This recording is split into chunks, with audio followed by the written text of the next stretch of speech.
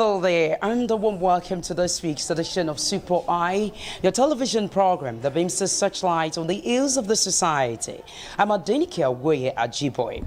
Yes, today on the program, we want to talk about something very critical to us as a nation. It is no news saying that a lot of Nigerians are now migrating. Many of them do not really think it through in regards to how their life will be, because you will eventually become migrant worker. And as a migrant worker, are you even thinking about fair recruitment practices? Because it seems a lot of people just embark on journey and they don't really look at how it's going to be beneficial to their personal life, career, and family. You agree with me? Of course, the way it is being said in local parlance is Japa. So let us find out why Nigerians are japaing, if you permit me to use the word, and let's look at the implications of this japaing at this very critical time. Well, we took a short break, and when we return, it will be time for us to talk to important talk heads in this regard. So stay with us.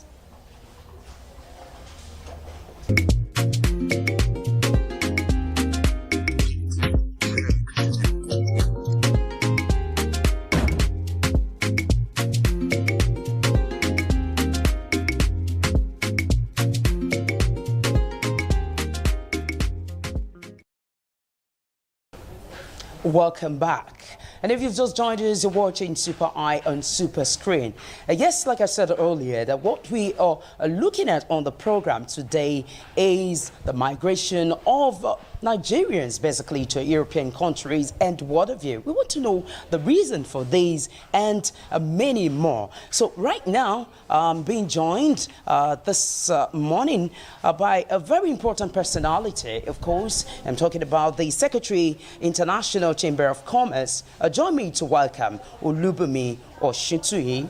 Olubunmi Oshuntuyi, good morning to you, ma'am. Good morning. All right, beautiful. I must say that you're looking really beautiful. I'm blushing. Thank you. All right, you beautiful. look too. So now we want to know basically when we talk about labor workers, the migration. I mean, they migrate. Of course, they migrate to African countries, but majorly the concern is that a lot of people are migrating to European countries. Yes. Now let's look at it critically. Why do you think this is so?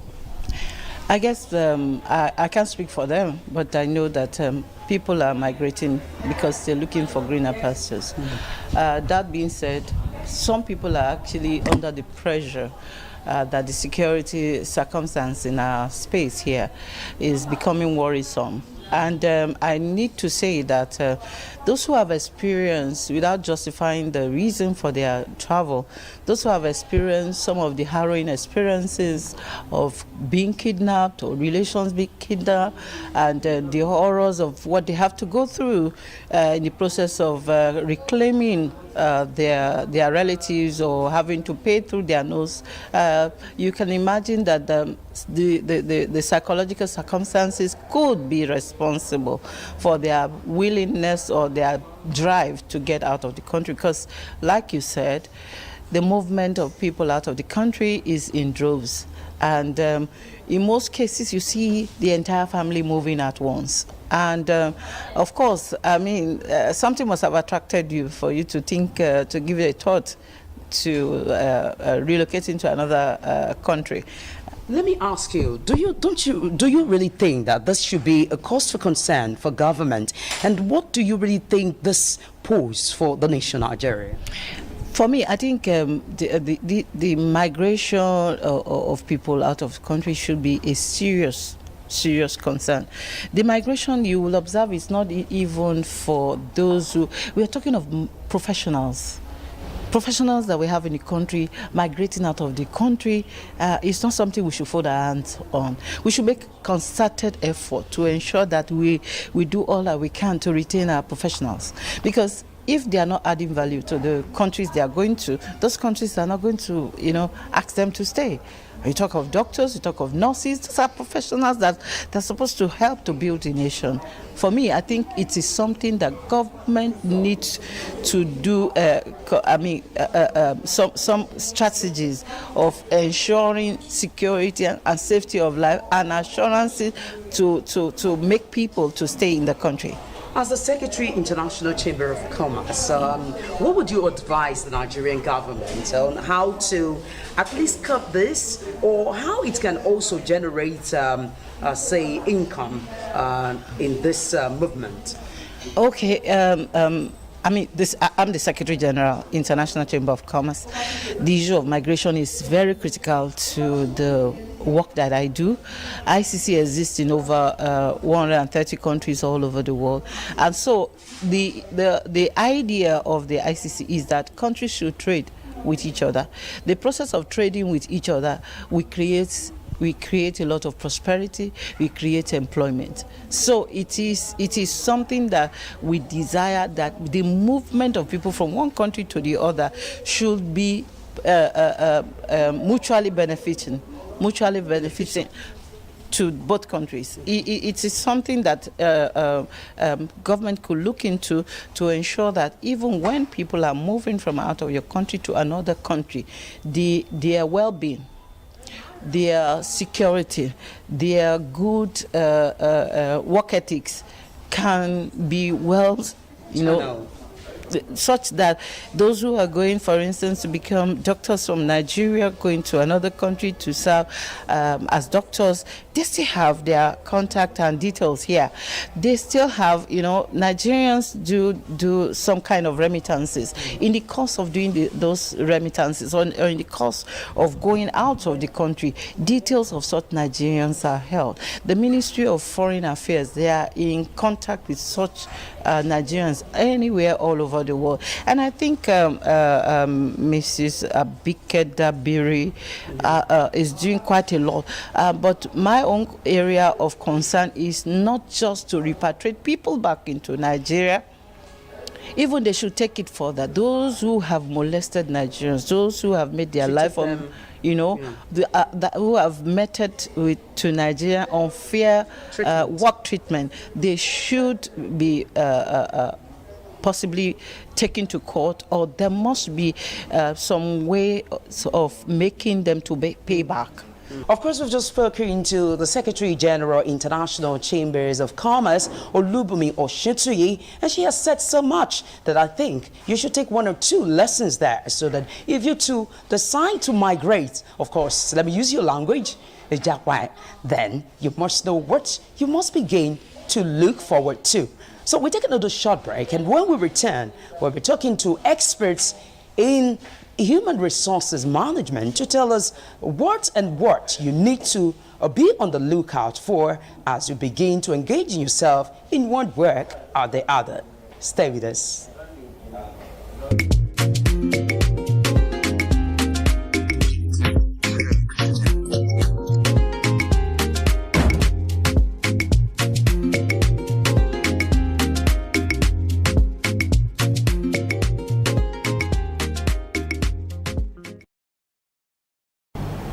All right, it's good to have you back. Right about now, like I said earlier, we will also be talking to a very important professor in Nigeria, still talking about fair recruitment for migrant workers. Right about now, I'm being joined by Professor Alonge Sunday. He's the Associate Professor of Sociology, Social Policy Department, Nigerian Institute of Social and Economic Research, NISA. And so, good morning, sir. Good morning. Good to be here with you. All right, that's beautiful. As a professor, we are looking at a very challenging issue in Nigeria. But I want to ask from you, if it's really challenging, I want you to tell us, talking about many Nigerians who are now migrating to European countries and what have you. First, how real or how right is this for a worker to embark in such a journey? Something that is very popular and that no one can stop is migration. People would definitely continue to move from one location to the other, be it for the purpose of working or for other purposes. So migration is an issue that has come to stay with humanity. So as long as we are here on earth, people will continue to move. Labor will move, workers will move. So there is nothing wrong in migration, especially So it is the right of Nigeria or any other individual from any part of the country to migrate. That is true. Okay, but of course it remains a concern when it comes to career development. I mean, in regards to fair recruitment for these migrant workers. What do you really see this as a problem, and what do you think a migrant worker should be on the lookout for? Thank you very much. Migrant workers can be categorized into two major categories. There are some who migrate with legal status at the country of destination. There are also some who migrate with irregular migrants who do not have legal status or legal standing at their country of destination. So when you want to categorize, you have to categorize into these two categories. For the people who migrated legally, who were for some recruited by international organizations, by other organizations abroad, and follow the due process, it's always very easy or easier for such one to settle at the country of destination and also to perform their legal duties, you know.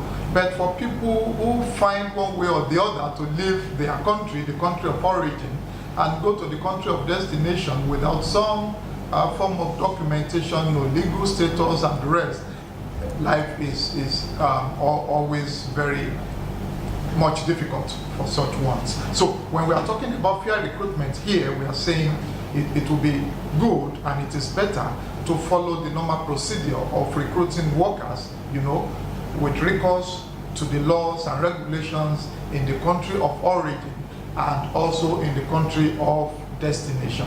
That will make life better for the workers. Okay, so can you let us into this aspect, the area they really need to be on the lookout for when it comes to this fair recruitment?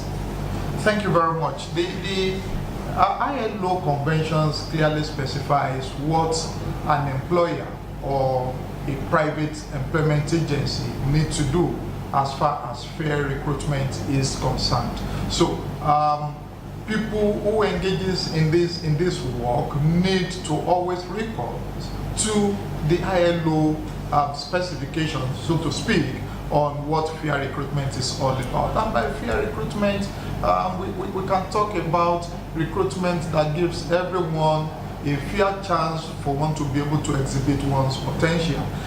Recruitment that is devoid of discrimination on the basis of ethnicity, on the basis of gender, on the basis of nationality, and other discriminatory practices. So when we're talking about fair recruitment, we're talking about that recruitment that downplay or avoid in totality all issues relating to discrimination in the recruitment process. But which is major for you when it comes to discriminatory practices? Well, it depends on where you're coming from. If you are talking about people with disability, for instance, what would be most important is that such a person should be given opportunity the same way able-bodied man will also be given opportunity.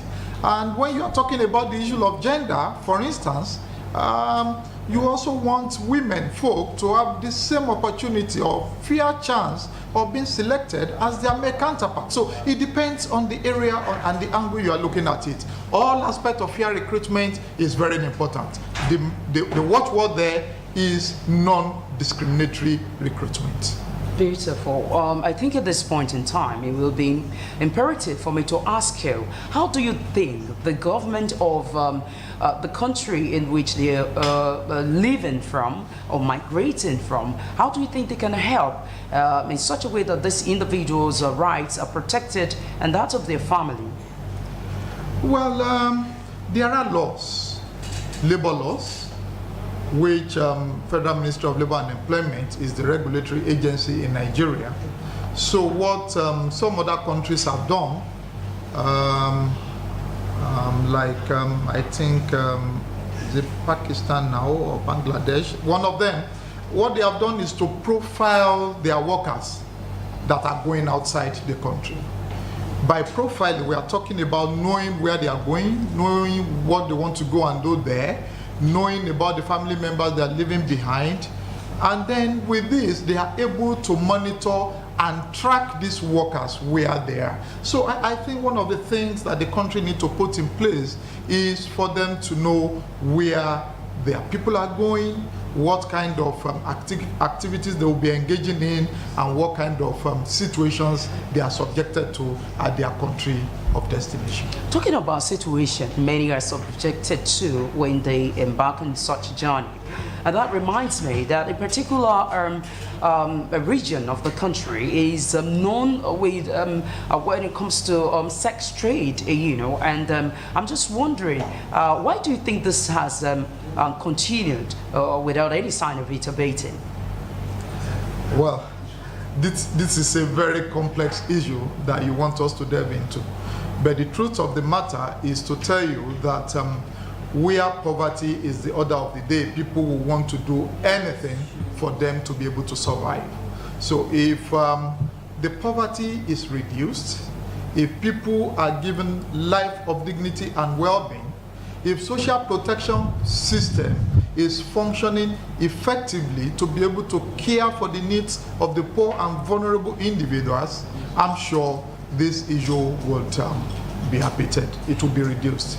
Well, I spoke to an individual who told me that part of the reasons why a lot of Nigerians are now migrating is the insecurity in the country. Because we've witnessed insecurity from different regions, and it appears that it is becoming pretty difficult for the government of Nigeria to tackle this because the insecurity has continued. Do you also think in this direction, sir? Well, like I said earlier on, there are several reasons why people would like to move. Many people are moving out because of insecurity. Many people are just looking for greener pastures, for them to live better lives, for them to be able to care for the families they are leaving behind there in a better way.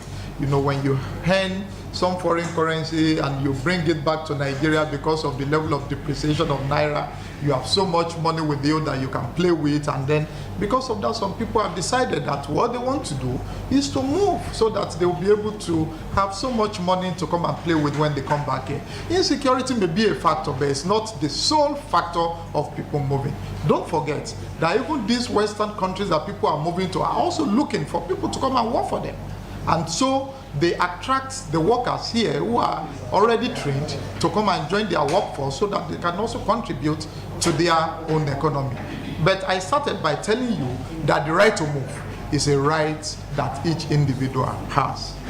All right, beautiful. Well, Prof, at this point in time, let me say many thanks to you, for obliging us this very time to talk to us.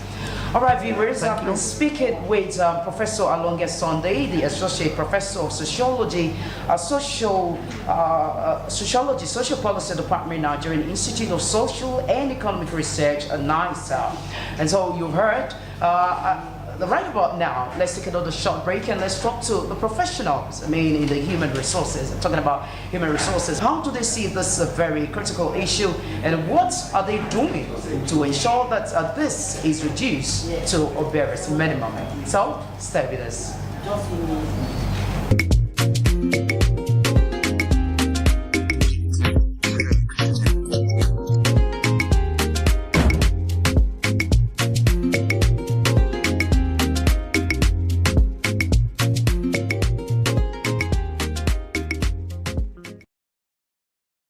Welcome back. Yes, still talking about migrant workers, their safety and fair recruitment. Now I'm now being joined by the Executive Secretary of Human Capital Providers Association of Nigeria, Hukman. Join me to welcome Jide Afolabi. Jide Afolabi, good morning to you. Good morning. Okay, as HR practitioner, what's your view about workers' migration and having to get a good job and fair recruitment? Well, migration, first and foremost, is a fundamental human right, and it's dated for ages. People have been migrating, whether internal, within Nigeria or overseas. We've had issues with migration in recent time, where we have people migrating irregularly, and of course for us what we advocate is for people to migrate regularly. And how can you do that? You have to go through private employment agencies that have been licensed for that purpose. There are agencies that have been licensed by the Federal Ministry of Labor and Employment for PAs. They've been licensed for the purpose of assisting people who want to leave the country to work abroad. And if we have seen people going through the Mediterranean Sea, going through Libya and all that, and we have seen the issues involved. Many died in the process, many were taken as slaves, crossing the Mediterranean Sea, many died in the process, many were enslaved because they fall into slave masters' hands in the process. Due to ignorance. Due to ignorance. And that is why we are having advocacies on how people can migrate regularly. And for their safety, when you migrate regularly, you will have issue of safety, because before you get to your destination country, the job is already waiting for you. And before you leave your country of origin, of course, you have your employment letter with you already that states where you are going to work, the hours you work for, the benefit attached, and other entitlement as far as that job is concerned. And that is why you cannot see a private employment agency that has recruited someone to work abroad without giving them letter of appointment before they leave the country. So they know what they are going there to face. Their safety is assured, and they have the information with relevant government bodies.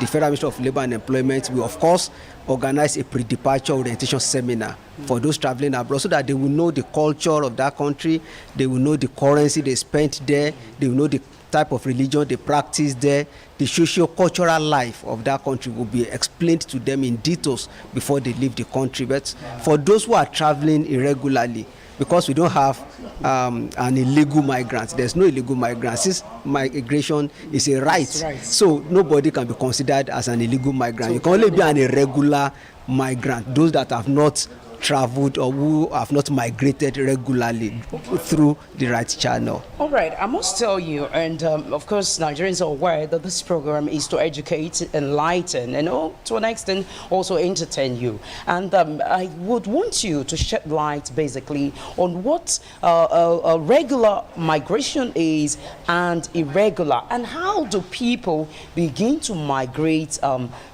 regularly? Well, regular migration simply means that you have traveled or you have migrated through the right channel. And what does the right channel connote? It means you have secured a job abroad, but you are not the one that secured that job.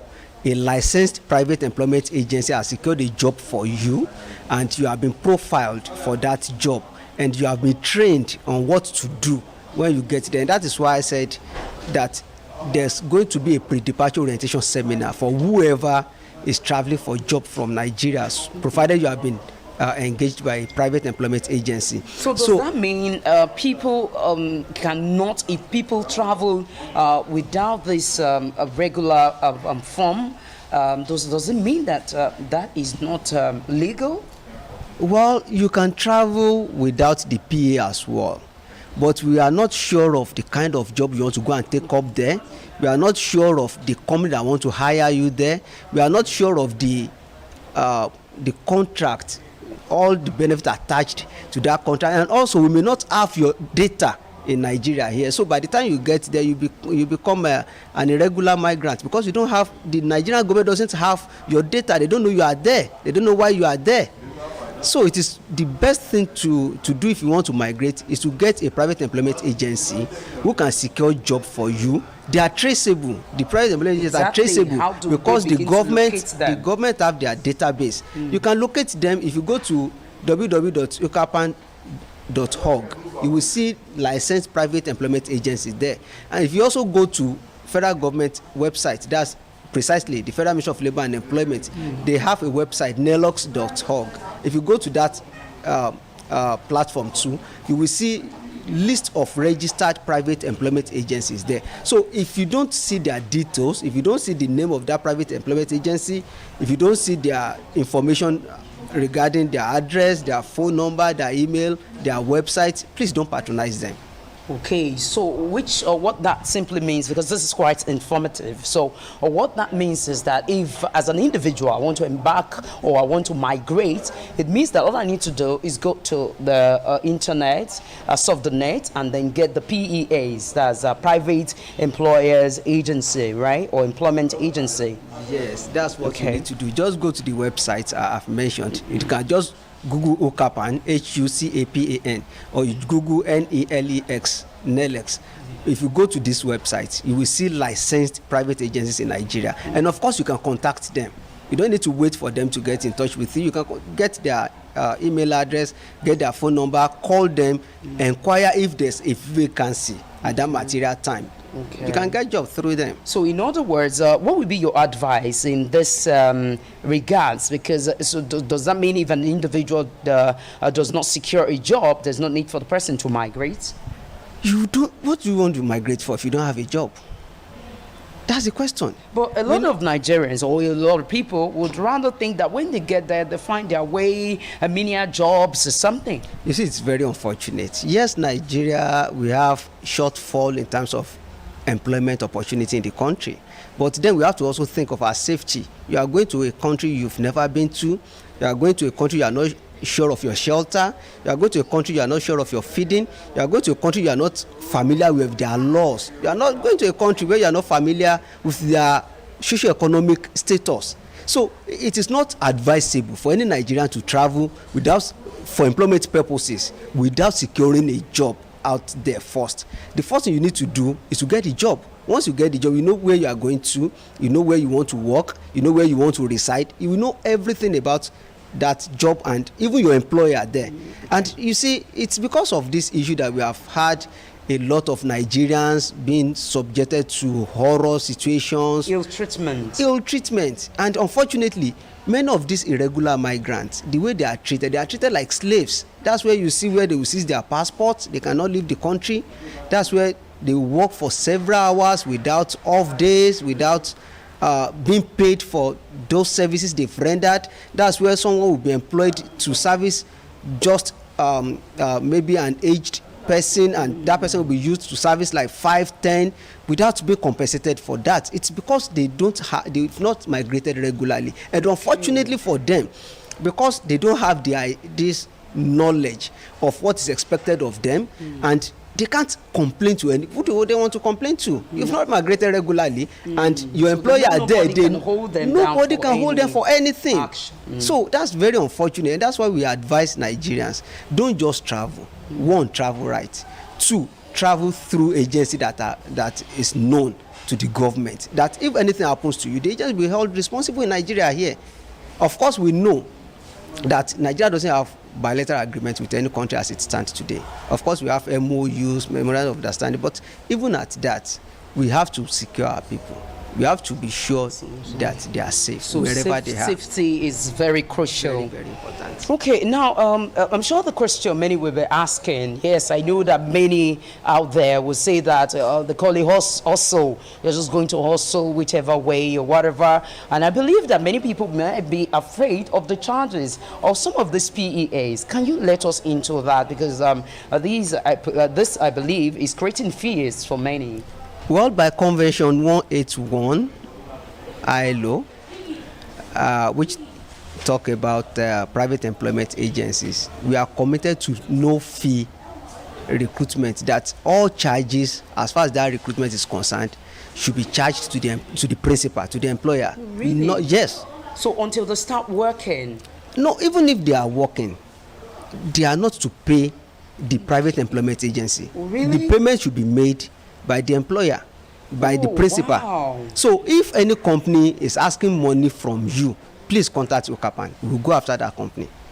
Because that's what we are committed to. And even our code of conduct is also, we have that commitment to no fee charges. Wow, that's to job seekers. That's quite interesting. I think this is something new that we're bringing to the fore now for some of you. Because even in Nigeria, there are some companies that say that they are recruiters, and at the end of the day, they will begin to tell you when you get your salary, when you're being paid your salary, they're going to take a percentage. What they are telling you is that you need to watch out, and stop being a victim of such. And so right now, I also want to ask, before I let you go, let's talk about fair recruitment, which is the area of the PAs that there will be an intermediary between the host country and the individuals. So tell us, how do you practice fair recruitment? I mean, in ensuring that those countries practice fair recruitment. Well, fair recruitment simply means that the recruitment procedure follows one, international labor standards, two, the law of our country, which involves the Constitution of Federal Republic of Nigeria and that of Nigerian labor law and other subsidiary legislations. So it means simply that you are recruited in a process that is fair, in a process that conforms with our laws. For instance, if an agency is asking you to pay them, it's unfair recruitment.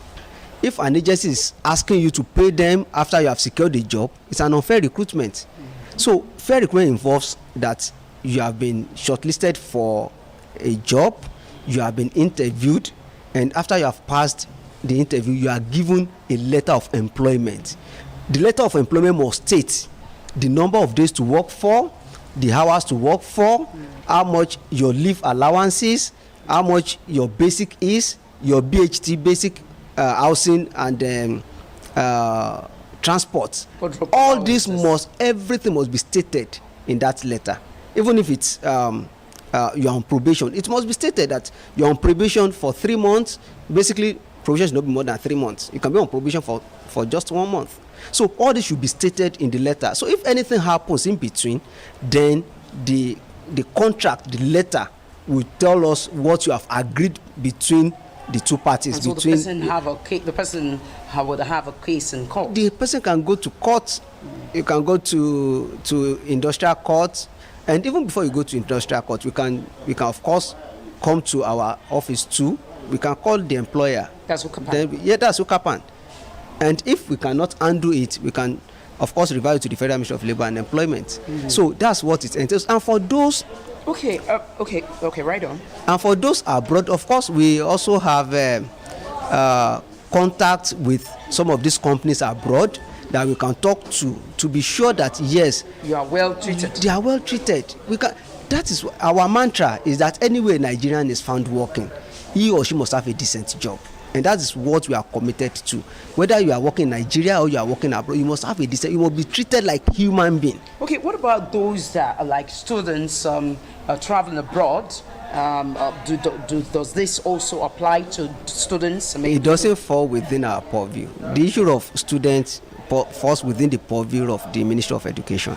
Okay. Yes. So, because they are traveling for the purpose of education, not for work, right, okay. Not for employment. Okay. Now let's bring it down to Nigeria. Talking about this fair recruitment, because if we're looking at the migrant workers, fair recruitment as it affects migrant workers or as it revolves around migrant workers. What about the locals? I mean, Nigerians themselves. Does this also apply? This fair recruitment, does it apply to workers in Nigeria too?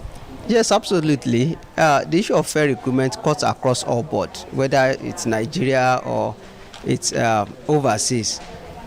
Fair recruitment applies to all forms of employment, and it's even more prominent in Nigeria because we have seen a lot of unfair treatment of workers. We have seen a lot of unfair recruitment in Nigeria, and that is why we've continued to advocate as the Umbrella Association of Private Employment Agencies in Nigeria that people must not just look for a job.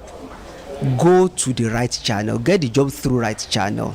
Don't just be picked on the road like you are not a human being. And that is why people are treated like as if they are not human. Because if you see the kind of job that some people do and you look at the payment, it doesn't just correspond at all. It just it. So people must go through the right channel to get job.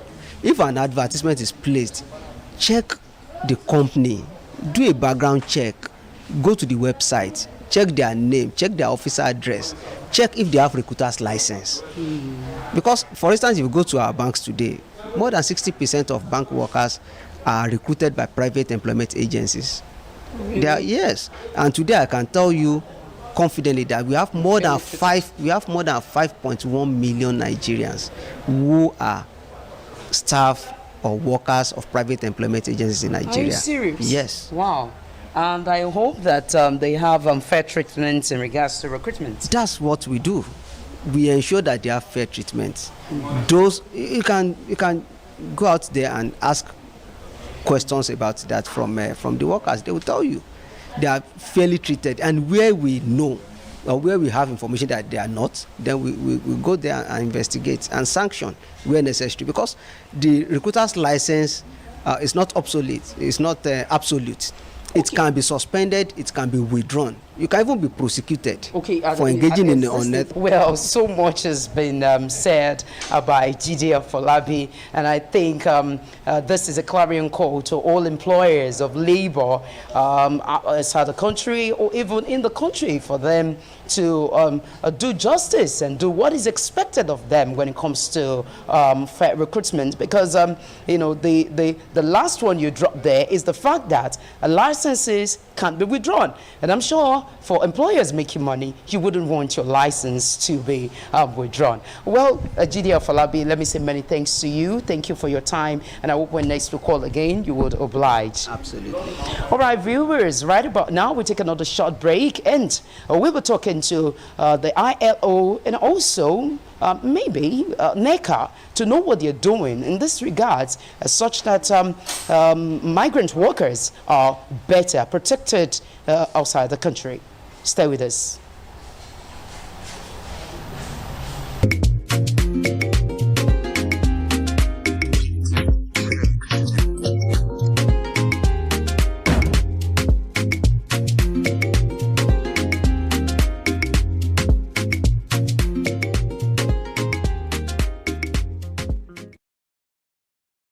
Welcome back from that break, and if you just joined us, you're still watching Super Eye on Super Screen.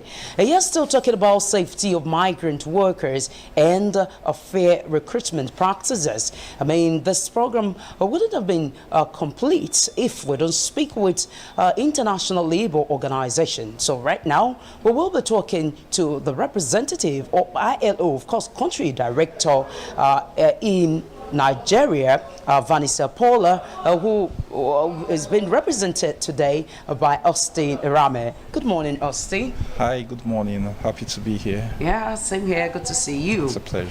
Okay, let's look at this, the safety of migrant workers. I really want to know what is ILO doing in this regards?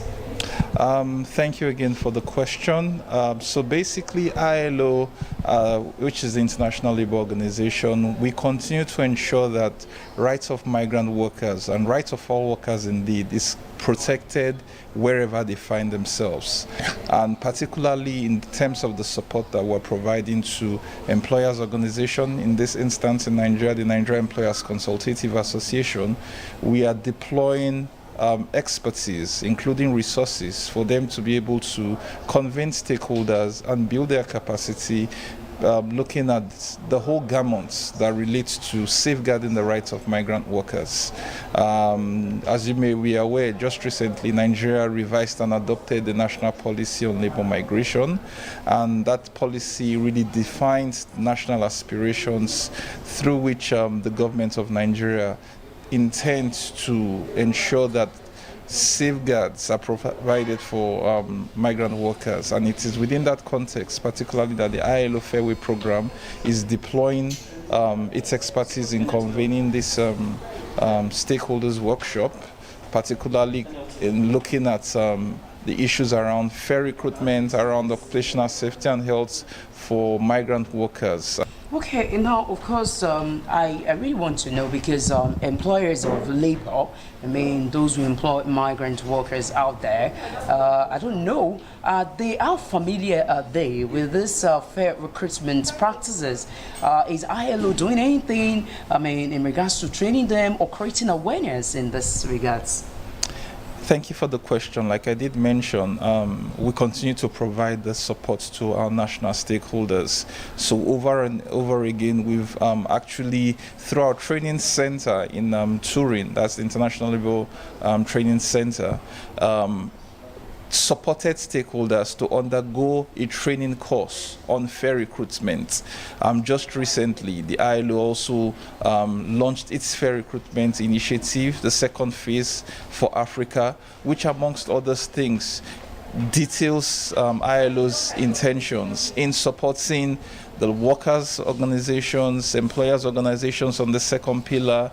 The third pillar basically looks at deploying global knowledge and resources, and as well as policy guidance. So within that context, generally, the ILO is ensuring that all stakeholders, both its constituents and other national stakeholders, are provided with the relevant information as regards fair recruitment. Now, fair recruitment basically looks at ensuring that when recruitment is done, including recruitment for national and international purposes and labor markets, it is done within the confines of the law. It is done in respect of tenets of decent work, and it is done recognizing international labor standards. Okay, talking about the tenets of decent workers, has there been any efforts to train, basically those who really are involved in this recruitment, more of the PEAs? Is there anything been done to enlighten them more about this fair recruitment practices? So one of the things that the ILO is doing is really through the supports with our constituents. Very recently, we were able to support stakeholders to review, validate, and operationalize to this extent the Code of Conduct for the Human Capital Providers Association, which is the umbrella body of the recruiters associations in Nigeria. Yes, Hukapan, precisely. And within that line of work is what we are also converged in Lagos today to see how to, amongst other things, sensitize the stakeholders on the revision or the revised normative contents of the Code of Conduct. And we're going a step further to also ensure that we train stakeholders on ensuring that standardization is introduced across board in terms of recruitment processes. Again, within the tenets of decent work, because everything that the ILO does, of course, is anchored on decent work. Well, that's beautiful. Well, I think I'd like to commend ILO based on that, since training and retraining is ongoing. However, I also want to ask, what are the major challenges you face in this aspect? I think so I wouldn't really address it from the area of challenges, but I think that there are a couple of things that we can do better. As you may be aware, Nigeria, of course, is a very massive country, and its expansive nature, the expansive nature of the country requires a lot of resources in reaching the subnational levels down to the local governments. So in the area of ensuring that information, knowledge, and of course capacity is deployed across all tiers of all levels of the government, it requires a lot of resources. Again, I think one of the things that we can do better is in ensuring that the frameworks that have been developed by the stakeholders, including of course the national frameworks that is anchored or led by the government's engagement, and other complementary frameworks. For instance, the Nigeria Labour Congress recently signed a memorandum of understanding with their counterparts in Bahrain. That's the General Federation of the Bahrain Trade Unions. So such a framework is complementary to the national frameworks on labor migration governance.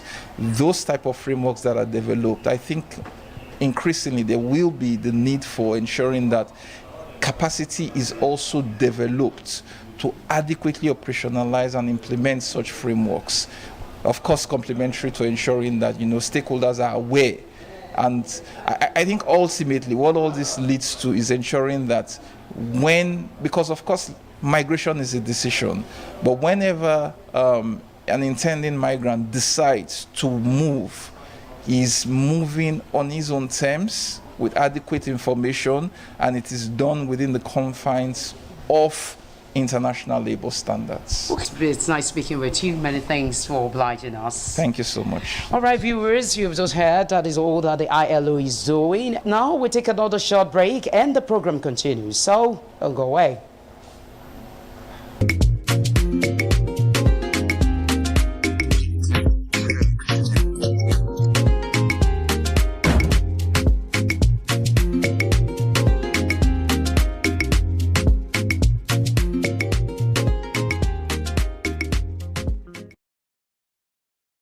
Still talking about fair recruitment and migrant workers, and of course workers in Nigeria, it will only be right that we speak with Nigeria Employers Consultative Association, NECA.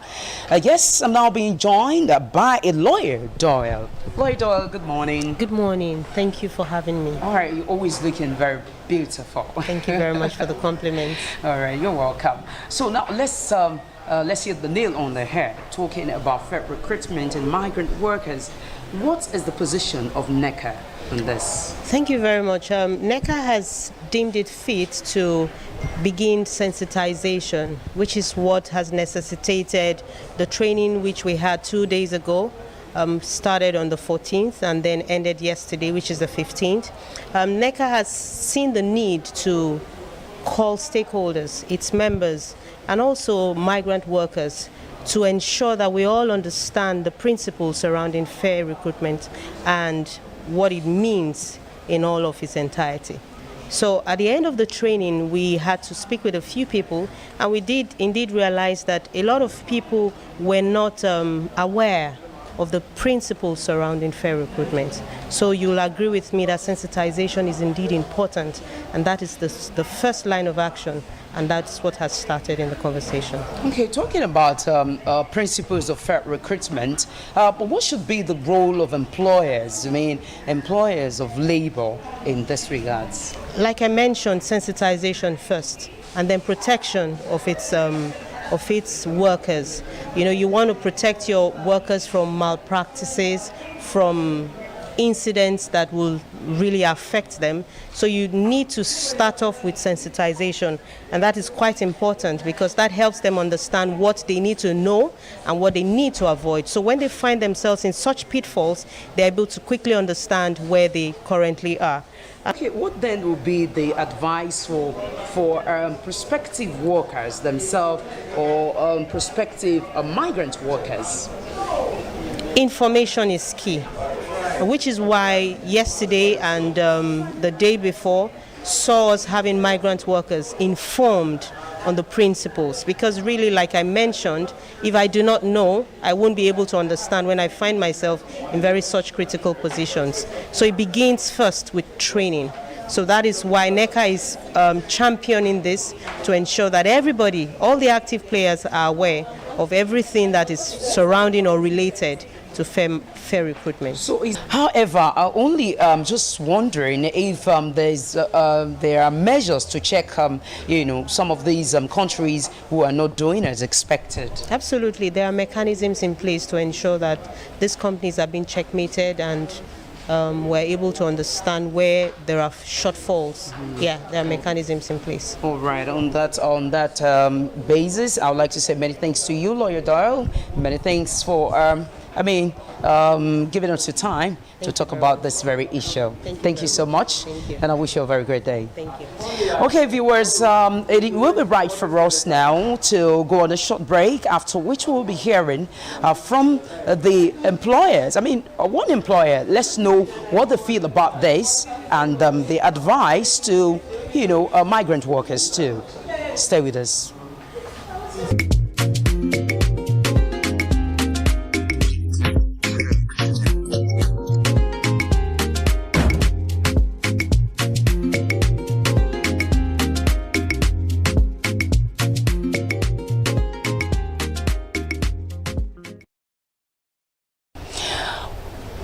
Welcome back from that break. Of course, still talking about fair recruitment and migrant workers, and of course, workers in Nigeria. I'm now being joined by one of the employers of labor, of course, in Nigeria. Join me to welcome Chief Toyin Olorunteru.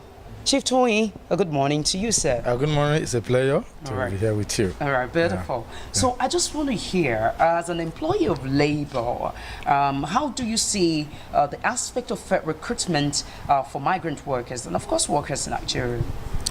Yes, I think that it is a very innovative and interesting area, a body of knowledge and practice that is useful for both, the recruitment of migrant workers and also for workers in Nigeria in terms of fair recruitment.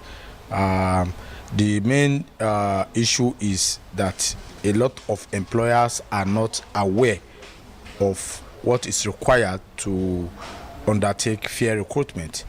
And that is one of the areas that needs to be worked on first for people to be aware. Because I can say a lot of employers suffer from information poverty in that regard. And also, especially with respect to migrant workers, which is two-way in terms of the origin, country of origin, and then the destination. And we recollect for the case of Nigeria, we have Nigerians that have been recruited overseas, and then we also have nationals of other countries that also been recruited from in Nigeria, especially from West African countries and other African countries that come to work in Nigeria, and also expatriates, and other ones that comes to Nigeria. So in terms of the fair recruitment, there are a lot of code of conduct that need to be known so that, people can now work towards meeting those code of conduct. Then there's also a lot of things to know about what the federal government has done and is doing in the areas of labor law and in areas of migrant workers policy. The federal government of Nigeria have done a lot.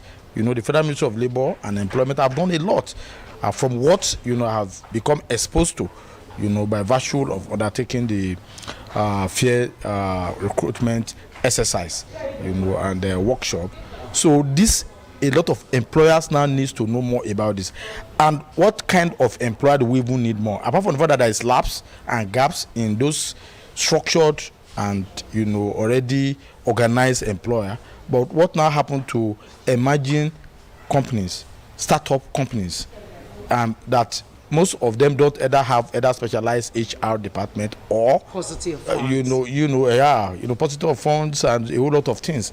So first, there is need for a mechanism now to ensure through advocacy, through education, training, capacity building, skill development, both for the top management of these organizations and also the different cadres, within the organization, the leadership and then the management, so that at the end of the day, they can now begin to get used to the idea of fair recruitment. And to me, I think that we need to have a community of practice, a fair recruitment community of practice, so that HR and leadership of organizations can join it and we begin to expand from that and make Nigeria a standard for Africa in that regard. All right, beautiful. Earlier, we were also talking about the rates at which Nigerians are also moving out of the country. And you have been, you are an experienced person who you have traveled abroad. Can you share your experience because of those intending migrant workers out there? Yes, first, I would like to be sincere. I'm going to look at it from two main points of view for now. One is sociological and the other is economic. In terms of the sociological, any human being have right to go to anywhere they want to in the world. True. For whatever reason, for vagaries of reason, not necessarily economic reason. There are some people that want to go and live abroad, they want to enjoy abroad, they want to feel it. So I've been undertaking such something myself that I've studied overseas, I've lived there. I cannot deny or be telling another person not to go there to enjoy it, whether for economic or not economic purpose, But people need to understand that first, the wrong assumption about Nigeria is not correct. Because Western press, for example, commit type 1 and type 2 errors in the way they look at Nigerian issues. Nigeria is a very great country, very accommodating. There is enabling environment. The weather condition, the climate condition in Nigeria is where you can go away with a lot of things. When you are traveling to another country overseas, it's not as easy as you think. What you watch on television, for example, the weather, that you are going to winter, can you survive it? The cost of living there is much more higher. That is why you find out that during economic analysis, you have to use purchasing power parity to deal with so many of these issues. Then two, there are many other things we are going to deal with. There are cultural issues. When you get there, your accent may not even though you are qualified, you may not be able to get job, the type of job you want. So you might end up getting very odd jobs that are very dangerous to, your heads and, survivor in that kind of environment. So it is very dangerous for people that are already doing well or fairly doing well that can improve on their conditions in Nigeria to travel there, selling their properties and all this to go there, and then only to go there and find out that it's not as they are told or what they assume.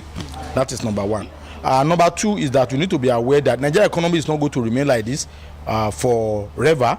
For example, now when the exchange rate of the naira become very good, so even when you make your money in hard currency, in dollars or Canadian dollars or pound sterling on euro, then when the naira have gone up, then you are now find that you are going to be able to exchange your hard currency to a very little naira note. And right. Because our economy is at bottom level right now, it can only go up, and it will definitely go, especially now that we're having transitions and all those things. So in my guide, if you know that you are already of age, you have grown old, maybe you are 30 something, your accent is already visited, we advise that you should look at exploring opportunity in Nigeria. But if you are a very young person, that your asset can still change and then you can still go there and adapt with ease, fine. There's nothing bad about it, because economically, Nigeria that travels overseas, they are the people that contribute to the remittances that are getting from abroad. And like I've said earlier, from an economic perspective, they make contribution in terms of remittances income to the country, so they are useful in that regard.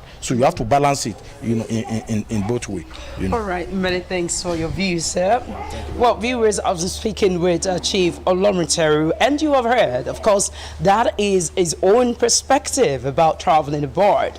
But of course, I'm optimistic also that if employers of labor will begin to do or practice fair recruitment processes, maybe, just maybe, Nigeria can be a better place for some workers. And for migrant workers, if they also do the same, definitely, I'm sure a lot of people will be willing to also travel and work abroad. Well, that is where we're going to draw the curtain on this week's edition of Super I.